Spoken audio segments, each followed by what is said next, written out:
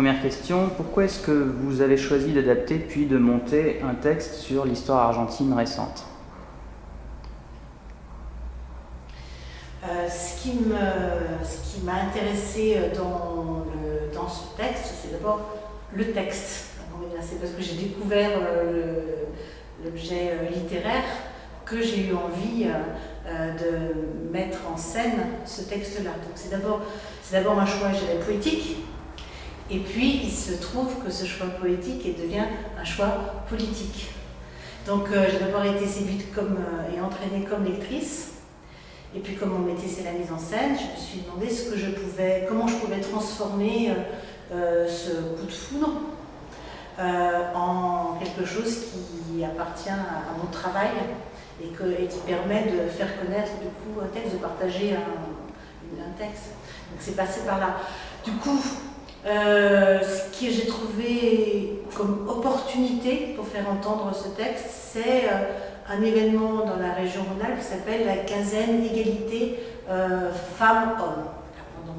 Donc je me suis dit que souvent les femmes étaient positionnées d'un point de vue, même dans le milieu carcéral, disons, d'un point de vue comme des victimes ou des délinquantes. Et là, je trouvais que les femmes dont il s'agissait étaient actrices de leur propre vie, même si temporairement, dans cette période qui est décrite là, dans le texte, elles sont effectivement victimes d'incarcération. Mais quand même, ce sont des agissantes, des actrices de leur vie.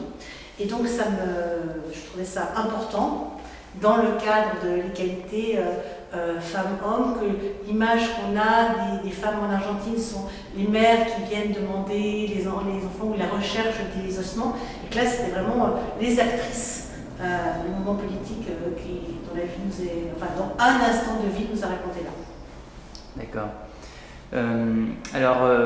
Donc vous avez travaillé avec 30 comédiennes. Comment s'est constitué ce groupe de 30 comédiennes? J'ai fait appel d'abord à des artistes, des comédiennes avec qui j'ai engagé un travail sur les textes d'une auteure mexicaine qui s'appelle Jimena Escalante, avec un groupe d'acteurs et d'actrices. J'ai travaillé sur 4 pièces de cet auteur. Donc j'ai d'abord fait naturellement appel aux actrices de ce projet. Et puis j'ai fait ensuite naturellement appel à comédiennes ou metteuses en scène qui sont impliquées dans le mouvement justement égalité des femmes et des hommes dans le spectacle vivant, une association qui s'appelle HF. Donc j'ai fait appel aux comédiennes et metteuses en scène et auteurs qui travaillent qui militent, un groupe plutôt plus militant. Et ensuite, j'ai réfléchi à toutes les comédiennes avec qui j'avais eu le plaisir de travailler ces dernières années, ou bien des comédiennes qui s'étaient adressées à moi en me disant qu'elles aimeraient travailler avec moi. Donc ça s'est fait comme ça, puis à un moment j'avais une trentaine, quarantaine de noms, puis en fonction des dates, il y en a qui ne pouvaient pas, et jusqu'au dernier moment, il y en a qui ont pu remplacer une autre qui finalement était engagée à la dernière minute sur un tournage comme ça. Donc ça a été assez vivant jusqu'à 5 jours avant le début des répétitions. J'avais quand même structuré le projet avant en confiant à certaines comédiennes, donc je savais qu'elles seraient libres à tout coup, ou qu'elles se libéreraient à tout coup, pour qu'il y ait des parties du texte qui soient mémorisées. C'est pas un texte facile, mais je trouvais que c'était important qu'il soit parfois dit et pas seulement lu. Donc j'avais une structure, et puis après pour le reste, ça s'est complété presque 5 jours avant la première répétition. D'accord. Donc la durée du travail, en tout, s'est étalée sur... 5 jours. On a commencé le vendredi soir, on a joué le mardi soir, c'était un peu une folie. Alors pour moi c'était du non-stop.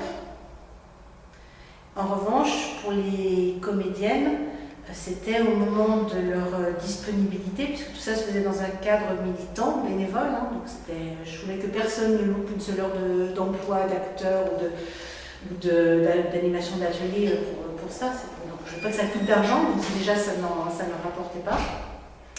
Et donc, oui, ça a été 5 jours pour moi à plein temps, et puis pour les autres en fonction de leur disponibilité. Et réellement, le filage total, avec ce qu'on appelle un enchaînement total avec tout, on a pu le faire. Je crois que c'était la première, le jour où on a joué, le premier moment où tout le monde était ensemble. D'accord. On va s'interrompre un instant.